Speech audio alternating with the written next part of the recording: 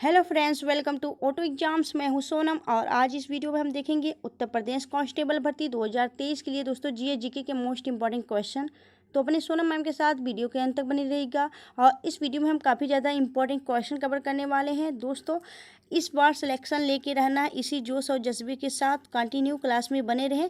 तो चलिए चलते हैं हम पहले क्वेश्चन की तरफ। पहला क्वेश्चन ये है कि हाल ही में सहकारिता दिवस कब मनाया गया। तो दोस्तों सहकारिता दिवस 3 जुलाई को सहकारिता दिवस मनाया गया है। बात करेंगे इंपॉर्टेंट पॉइंट्स की। इंपॉर्टेंट पॉइंट्स यह है कि पहली बार सहकारिता जो मनाया गया था सहकारिता दिवस वह 1992 में मनाया गया था। बात करें सहकारिता का जनक किसे माना जाता है तो एफ निकोलस सहकारिता के जनक के रूप में जाने जाते हैं। अगर पूछे भारत में सहकारिता किसने शुरू की थी सहकारिता तो लॉर्ड कर्जन ने शुरू की थी। और किस भारतीय को सहकारिता का जनक कहा जाता है तो प्यारेलाल सिंह को कहा जाता है। बात करें वर्तमान में सहकारिता मंत्री कौन है तो अमित शाह वर्तमान में सहकारिता मंत्री हैं। ठीक है, चलिए आगे चलते हैं हम नेक्स्ट क्वेश्चन की तरफ। अगला क्वेश्चन यह है कि बचपन बचाओ आंदोलन किससे संबंधित है। तो दोस्तों बचपन बचाओ जो आंदोलन है वह किससे संबंधित। दोस्तों यहाँ पे ए ऑप्शन होगा आपका कैलाश सारथी। कैलाश जो सत्यार्थी हैं दोस्तों इन्होंने बचपन बचाओ आंदोलन से संबंधित हैं।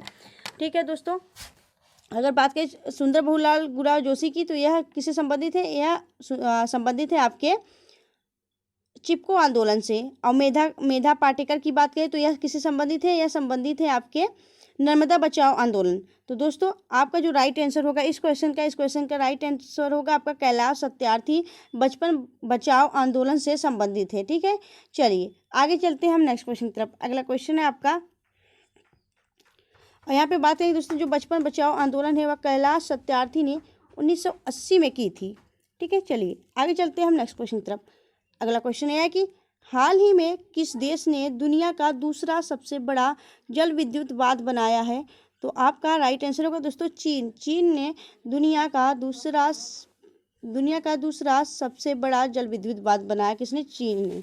अगर बात करें दुनिया का पहला सबसे बड़ा जल विद्युत बांध किसने बनाया तो वह भी आपके चीन ने बनाया है, यह आपको पता होना चाहिए। चलिए आगे चलते हैं हम नेक्स्ट क्वेश्चन की तरफ। अगला क्वेश्चन यह है कि भगवान श्री राम से जुड़े पर्यटन स्थलों की सैर कराने के लिए किस नाम से ट्रेन की शुरुआत की गई है।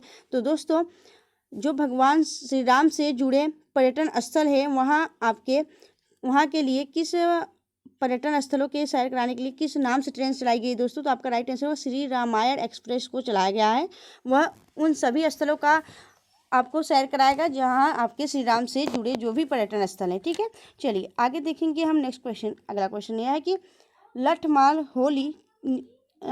होली के लिए निम्न में से कौन सा स्थान प्रसिद्ध है। तो आपका राइट आंसर होगा दोस्तों बरसाना। बरसाना जो है लठमार होली के लिए निम्न स्थान प्रसिद्ध है। यहाँ पे राधा रानी जी थी जो कृष्ण के साथ लठमार होली खेला करती थी, उसी के उपलक्ष्य में यहाँ पे लठमार होली प्रत्येक वर्ष मनाया जाता है, आयोजित की जाती है। चलिए आगे चलते हैं हम नेक्स्ट क्वेश्चन की तरफ। अगला क्वेश्चन यह है कि पॉलिटिक्स ऑफ चरखा नामक पुस्तक के लेखक कौन है दोस्तों। तो पॉलिटिक्स ऑफ चरखा नामक पुस्तक के लेखक हैं आपके कौन। तो राइट आंसर होगा आपका इसके लेखक हैं आपके जेबी कृपलानी। डी ऑप्शन आपका राइट होगा दोस्तों। पॉलिटिक्स ऑफ चरखा नामक पुस्तक के लेखक जेबी कृपलानी हैं। और इस पुस्तक में किसका वर्णन किया गया है दोस्तों तो भारत के विभाजन का वर्णन किया गया है। ठीक है, और हम बात करेंगे कुछ पुस्तकों की जैसे कि पिता के पत्र पुत्री के नाम और डिस्कवरी ऑफ इंडिया, यह दोनों पुस्तक किसके हैं तो जवाहरलाल नेहरू के हैं। हिंद स्वराज और माई एक्सपेरिमेंट दोस्तों हिंद स्वराज की बात करें तो हिंद स्वराज किसकी है, वह आपके महात्मा गांधी की है। माई एक्सपेरिमेंट्स विथ ट्रूथ यह भी आपके महात्मा गांधी की है। ठीक है, चलिए आगे चलते हैं हम नेक्स्ट क्वेश्चन की तरफ। अगला क्वेश्चन यह है कि निम्नलिखित में से गंगा नदी का उद्गम स्थल कहाँ से है। तो गंगा नदी का उद्गम स्थल है आपके गंगोत्री आपका राइट आंसर होगा। यहाँ से आपके गंगा नदी का उद्गम स्थल है। और बात करेंगे दोस्तों गंगा नदी भागीरथी और अलकनंदा से देवप्रयाग में मिलती है और वहाँ से गंगा नदी वहाँ से निकलती है। दो नदियों के संगम से निकलती है अलकनंदा और भागीरथी, देवप्रयाग में उनका मिलन होता है, वहाँ से आपकी गंगा नदी निकलती है। ठीक है, और बात करेंगे हम इंपॉर्टेंट पॉइंट्स की। इंपॉर्टेंट पॉइंट्स यह है कि गंगा नदी को गंगा नदी में जो डॉल्फिन पाई जाती हैं, तो गंगा नदी के डॉल्फिन को जलीय जीव 2009 में घोषित किया गया है। गंगा नदी को राष्ट्रीय नदी का दर्जा कब दिया गया है? तो यह एग्जाम में आपको क्वेश्चन पूछता है कि गंगा नदी को राष्ट्रीय नदी का दर्जा कब दिया गया था? 2008 में दिया गया था। 2008 में प्राप्त हुआ था इसे राष्ट्रीय नदी का दर्जा, यह आपको पता होना चाहिए। गंगा की सहायक नदियाँ कौन कौन सी हैं? तो गंगा की 2 सहायक नदियाँ, जैसे कि आपकी पूर्वी और पश्चिमी। पूर्वी की बात करें तो पूर्वी में आपकी गंडक नदी, सरयू नदी और कोसी नदी गंगा की सहायक नदी हो जाती है। अगर पश्चिमी में बात करें तो पश्चिमी से आपकी यमुना और सोन और महानदी उन गंगा की सहायक नदी है। ठीक है, चलिए आगे चलते हैं हम नेक्स्ट क्वेश्चन की तरफ। दोस्तों, अगर आपको वीडियो अच्छी लग रही हो, हेल्पफुल लग रही हो, अपने सोनम मैम की मेहनत अच्छी लग रही है, तो प्लीज़ वीडियो को लाइक करते हुए चलिएगा। चलिए नेक्स्ट क्वेश्चन देखेंगे। अगला क्वेश्चन ये है कि भारतीय महिला बछेंद्री पाल सर्वप्रथम किस वर्ष एवरेस्ट के शिखर पर पहुंची? तो आपका राइट आंसर होगा दोस्तों 1984 में। भी ऑप्शन आपका राइट होगा दोस्तों। 1984 में बछेंद्री पाल जो कि भारतीय महिला थी, पहली भारतीय महिला जो कि बछेंद्री पाल प्रथम बार एवरेस्ट पर शिखर पर पहुंची थी। कब पहुंची थी? आपके 1984 में पहुंची थी। अगर बात करें हम इंपॉर्टेंट पॉइंट्स की, तो यहाँ पे लिखा है आपके पहला व्यक्ति जो कि एवरेस्ट पर फतह करने वाले कौन थे? तो पहले व्यक्ति जो कि एवरेस्ट पर फतह किए थे पहली बार में, तो आपका राइट आंसर होगा तेंजिंग नॉर्वे। और यह नेपाल के रहने वाले थे दोस्तों। तेंजिंग नॉर्वे नेपाल के रहने थे। और इन्होंने कब फतह किया था, कब चढ़ाई की थी एवरेस्ट पे? तो 1953 में एवरेस्ट पर चढ़ाई की थी। बात करें हम एवरेस्ट की कुल लंबाई कितना है वर्तमान में, तो वर्तमान में आपके एवरेस्ट की लंबाई है 48,800.86 मीटर कुल आपकी लंबाई है। ठीक है, एवरेस्ट की। चलिए आगे चलते हैं हम नेक्स्ट क्वेश्चन की तरफ। अगला क्वेश्चन यह है कि भारत में सर्वाधिक राष्ट्रीय राजमार्ग नेशनल हाईवे किस राज्य में है? तो दोस्तों बात करेंगे हम भारत में सर्वाधिक जो राष्ट्रीय राजमार्ग है नेशनल हाईवे, वह आपके उत्तर प्रदेश राज्य में स्थित है। उत्तर प्रदेश आपका राइट आंसर होगा। बात करेंगे इंपॉर्टेंट पॉइंट्स की। इंपॉर्टेंट पॉइंट्स यह है कि जो अगर बात करें हम जो कच्ची सड़कें होती, यहाँ पे बात करेंगे केंद्रीय जो है, यहाँ पे केंद्रीय सड़क और राजमार्ग मंत्री कौन है? तो केंद्रीय सड़क और राजमार्ग यानी परिवहन मंत्री कौन है? आपके नितिन गडकरी हैं। बात करेंगे हम सर्वाधिक कच्ची सड़कें किस राज्य में स्थित हैं? तो आपके उड़ीसा में सब सर्वाधिक कच्ची सड़कें पाई जाती हैं। सबसे लंबा जो राष्ट्रीय मार्ग है वह आपका NH नेशनल हाईवे 44 है। और सबसे व्यस्त राष्ट्रीय मार्ग की बात करें राजमार्ग का, तो यह आपके नेशनल हाईवे 48 है। ठीक है, यह सभी बातें आपको याद रखनी चाहिए, इंपॉर्टेंट है दोस्तों, यह सभी बातें आपको याद रखना है। चलिए नेक्स्ट क्वेश्चन देखेंगे। अगला क्वेश्चन यह है कि 1905 में बंगाल विभाजन के लिए कौन जिम्मेदार था? तो 1905 में बंगाल विभाजन के लिए लॉर्ड कर्जन जिम्मेदार था दोस्तों। आपका राइट आंसर होगा ऑप्शन बी, लॉर्ड कर्जन। और लॉर्ड कर्जन के समय पे ही दोस्तों सबसे ज़्यादा रेलवे का विस्तार इसी के समय पे हुआ है। बात करेंगे दोस्तों बात करेंगे हम 1912 में राजधानी बंगाल से, पश्चिम बंगाल से राजधानी कहाँ पे बनाई गई? तो दिल्ली बनाई गई 1912 में। यह क्वेश्चन भी आपके एग्जाम में विशेषकर पूछता है। चलिए आगे देखेंगे हम नेक्स्ट क्वेश्चन की तरफ। अगला क्वेश्चन यह है कि 14वें वित्त आयोग का अध्यक्ष निम्नलिखित में से कौन था? तो 14वें वित्त आयोग का जो अध्यक्ष था दोस्तों वह कौन थे? तो वह थे आपके वाई वी रेड्डी 14वें वित्त आयोग के अध्यक्ष थे। अगर बात करें हम 15वें वित्त आयोग के, तो 15वें वित्त आयोग के जो अध्यक्ष थे वह थे आपके NK सिंह। ठीक है, चलिए आगे चलते हैं। हम बात करेंगे हम यहाँ पे इंपॉर्टेंट पॉइंट्स की। इंपॉर्टेंट पॉइंट्स यह है कि आर्टिकल 280 में वित्त आयोग का उल्लेख दिया गया है। और वित्त आयोग का जो कार्य है दोस्तों वह केंद्र व राज्य में धन बंटवारा करना इसका कार्य है। बात करेंगे अगर हम वित्त आयोग के अध्यक्ष की नियुक्ति राष्ट्रपति करता है और शपथ भी इसे राष्ट्रपति दिलाता है। और इसका जो कार्यकाल होता है वह 5 वर्षों के लिए होता है। ठीक है, यह सभी बातें आपके वित्त आयोग से संबंधित है, इसे आपको पता होना चाहिए। ठीक है, चलिए आगे चलते हैं हम नेक्स्ट क्वेश्चन की तरफ। अगला क्वेश्चन यह है कि 2011 की जनगणना के अनुसार भारत में सर्वाधिक लिंगानुपात किस राज्य में है? तो बात करेंगे दोस्तों जो 2011 की जनगणना के अनुसार भारत में सर्वाधिक लिंगानुपात किस राज्य में? तो आपका राइट आंसर होगा केरल। केरल में कुल आपके 1084 लिंगानुपात हैं, पता होना चाहिए दोस्तों आपको। और बात करेंगे हम अगर न्यूनतम की बात करें तो न्यूनतम लिंगानुपात किस राज्य में है? तो आपके हरियाणा में है। ठीक है, चलिए आगे चलते हैं हम नेक्स्ट क्वेश्चन की तरफ। अगला क्वेश्चन यह कि उत्तर प्रदेश का लिंगानुपात कितना है? तो उत्तर प्रदेश का लिंगानुपात आपका 912 है। ए ऑप्शन आपका राइट होगा। 912 आपका उत्तर प्रदेश का लिंगानुपात है। अब बात करेंगे हम नेक्स्ट क्वेश्चन की। तो दोस्तों इंपॉर्टेंट वाले पॉइंट्स देख लेते हैं हम। तो बात करेंगे उत्तर प्रदेश के बारे में। तो यूपी में सर्वाधिक जो लिंगानुपात वाला जिला है वह आपका जौनपुर है। और यूपी में न्यूनतम लिंगानुपात वाला जिला कौन सा है? तो गौतम बुद्ध नगर है। गौतम बुद्ध नगर में आपका सबसे कम लिंगानुपात दर्ज किया गया है। केंद्रीय शासित जो केंद्र शासित प्रदेश होते हैं दोस्तों, उनमें बात करें तो केंद्र शासित प्रदेश में सर्वाधिक लिंगानुपात पांडुचेरी का है और सबसे न्यूनतम लिंगानुपात आपके दमन और दीव का है। ठीक है, क्लियर हुआ। चलिए आगे चलते हैं हम नेक्स्ट क्वेश्चन पर। अगला क्वेश्चन यह है कि गुप्त वंश के अंतिम स्वीकृत सम्राट कौन था? यानी कि गुप्त वंश का अंतिम शासक कौन था दोस्तों, सम्राट कौन था? तो आपका राइट आंसर होगा विष्णुगुप्त। विष्णुगुप्त जो था गुप्त वंश का अंतिम शासक था। बात करें अगर हम इसके जो संस्थापक कौन थे, तो गुप्त वंश के संस्थापक थे आपके श्रीगुप्त। ठीक है, चलिए आगे बात करेंगे हम दोस्तों नेक्स्ट क्वेश्चन की तरफ। दोस्तों यहाँ पे समुद्रगुप्त दिया गया। तो समुद्रगुप्त को क्या कहा जाता है? समुद्रगुप्त को भारत का नेपोलियन कहा जाता था। ठीक है, और इसे बीड़ा बजाते हुए सिक्के पर देखा गया था, या बीड़ा बजाता था बात। ठीक है दोस्तों, चलिए आगे देखेंगे हम नेक्स्ट क्वेश्चन की तरफ। अगला क्वेश्चन यह है कि लोसांग उत्सव मनाया जाता है। लोसांग उत्सव कब मनाया जाता है दोस्तों? तो आपके सिक्किम राज्य में मनाया जाता है लोसांग उत्सव। और कौन से जनजाति द्वारा? तो लोसांग उत्सव नववर्ष से एक उत्सव है और इसे भेटिया और लेप्चा जनजाति द्वारा मनाया जाता है। ठीक है, अगर आपसे पूछे कि दिवाली के त्यौहार पे कौन सी जनजाति शोक मनाती है, तो वह होगी आपकी थारू जनजाति। थारू जनजाति कहाँ पाई जाती है? आपके उत्तर प्रदेश के कौन से जिले में? तो गोरखपुर जिले में पाई जाती है थारू जनजाति। चलिए आगे देखेंगे नेक्स्ट क्वेश्चन। अगला क्वेश्चन यह है कि मदर इंडिया पुस्तक किसने लिखी थी? तो मदर इंडिया पुस्तक के लेखक कौन है? तो आपका राइट आंसर होगा दोस्तों कैथरीन मायो द्वारा इसे लिखा गया है, मदर इंडिया पुस्तक को। ठीक है, अगर बात करें हम बाल गंगाधर तिलक की, बाल गंगाधर तिलक किसने कौन सी पुस्तक लिखी? तो गीता रहस्य लिखी है। वह भी आपके जेल में जब बंद थे तब उन्होंने गीता रहस्य पुस्तक लिखी, बाल गंगाधर तिलक ने। लाला लाजपत की राय की बात की तो लाला लाजपत ने कौन सी पुस्तक लिखी है? तो अनहैप्पी इंडिया पुस्तक लाला लाजपत ने लिखी है। ठीक है, चलिए आगे चलते हैं हम नेक्स्ट क्वेश्चन की तरफ। अगला क्वेश्चन आपका निम्नलिखित में से कौन सा देश सार्क संगठन का सदस्य नहीं है?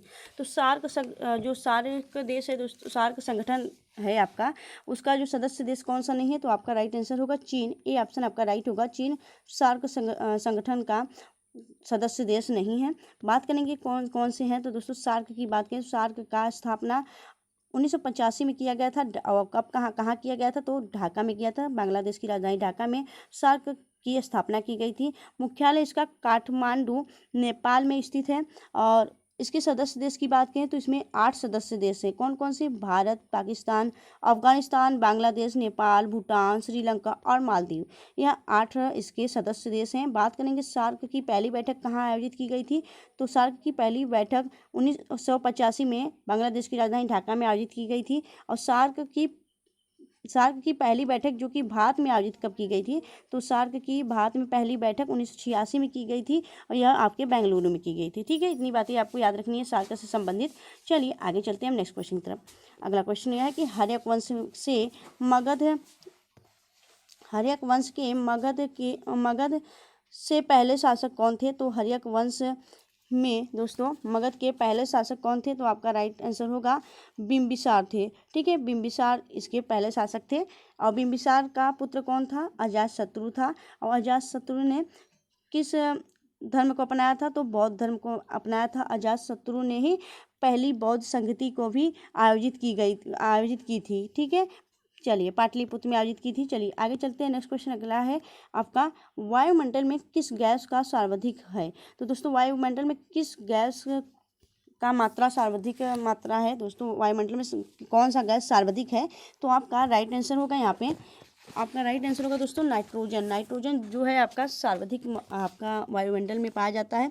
और कितनी % पाया जाता है? आपका 78% पाया जाता है। और दूसरे स्थान पे कौन सा गैस पाया जाता है? दूसरी सर्वाधिक गैस की बात करें वायुमंडल में तो आपकी ऑक्सीजन है, जो कि आपकी 21% पाई जाती है। ठीक है, तो आपका सर्वाधिक गैस कौन सा पाया जाता है? नाइट्रोजन। बात करें यूरिया में, जो कि एक खाद्य पदार्थ है, तो दोस्तों यूरिया जो है आपका यूरिया उर्वरक पदार्थ है। तो यूरिया में दोस्तों सबसे ज़्यादा आपका कौन सा पाया जाता है? तो आपका नाइट्रोजन पाया जाता है। ठीक है, चलिए आगे चलते हैं नेक्स्ट क्वेश्चन की तरफ। अगला क्वेश्चन यह है कि उत्तर प्रदेश में सर्वप्रथम किस पक्षी विहार की स्थापना की गई है? तो दोस्तों उत्तर प्रदेश में सर्वप्रथम नवाबगंज जो पक्षी विहार है दोस्तों, इसकी स्थापना की गई थी। और यह आपके कहाँ पे है? यह उन्नाव जिले में है दोस्तों, उन्नाव यूपी में यह स्थित है। अब इसका वर्तमान में नाम बदल कर क्या कर दिया गया है? तो वर्तमान में इसका नाम चंद्रशेखर आजाद पक्षी विहार कर दिया गया है। ठीक है, क्लियर हुआ। चलिए आगे चलते हैं हम नेक्स्ट क्वेश्चन की तरफ। अगला क्वेश्चन यह है कि भारत में न्यूनतम लिंगानुपात किस राज्य में है? तो भारत में न्यूनतम लिंगानुपात आपके हरियाणा राज्य में है दोस्तों। यहाँ पे सबसे कम लिंगानुपात दर्ज किया गया है और इसी लिंगानुपात को बढ़ाने के लिए दोस्तों योजना एक निकाली गई थी, बेटी पढ़ाओ बेटी बचाओ अभियान। और यह आपके पानीपत हरियाणा से ही शुरू की गई थी। कब शुरू की गई थी? तो 22 जनवरी 2015 को इसे शुरुआत की गया था। ठीक है, चलिए आगे चलते हैं नेक्स्ट क्वेश्चन की तरफ। दोस्तों हम जो भी क्वेश्चन आपको यहाँ पे करा रहे हैं सबका डाउट क्लियर कराते हुए चलेंगे। चलिए आगे चलते हैं नेक्स्ट क्वेश्चन की तरफ। अगला क्वेश्चन यह है कि स्वतंत्रता के बाद भारत में पहली जनगणना कब हुई थी? तो दोस्तों स्वतंत्रता के बाद भारत में पहली जनगणना आपके 1951 सन 1951 में लागू किया गया था। ये ऑप्शन आपका राइट होगा। बात करेंगे दोस्तों हम यहाँ पे पहली जनगणना 1951 में, दूसरी जनगणना 1961 में, तीसरी 1971 में, चौथी आपकी 1981 में और पाँचवीं 1991 में और छठवीं आपकी 2001 में और सातवीं आपकी 2011 में। ठीक है, अगर हम बात करेंगे दोस्तों 1881 में नियमित रूप से जनगणना लॉर्ड रिपन ने शुरू की थी।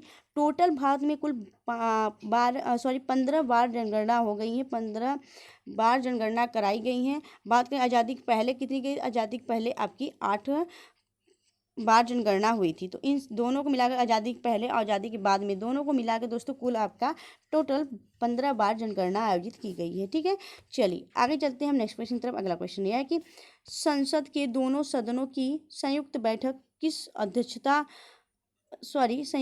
की अध्यक्षता कौन करता है? तो दोस्तों संयुक्त बैठक सदन के दोनों सदनों की संयुक्त बैठक की अध्यक्षता कौन करता है? तो आपका राइट आंसर होगा, यह करता है आपके लोकसभा अध्यक्ष करता है। लोकसभा अध्यक्ष संयुक्त जो सेशन होती है दोस्तों, ज्वाइंट सेशन, उसकी अध्यक्षता करता है। बात करेंगे हम यहाँ इंपॉर्टेंट पॉइंट्स की। संयुक्त बैठक का उल्लेख संविधान के आर्टिकल 108 में है।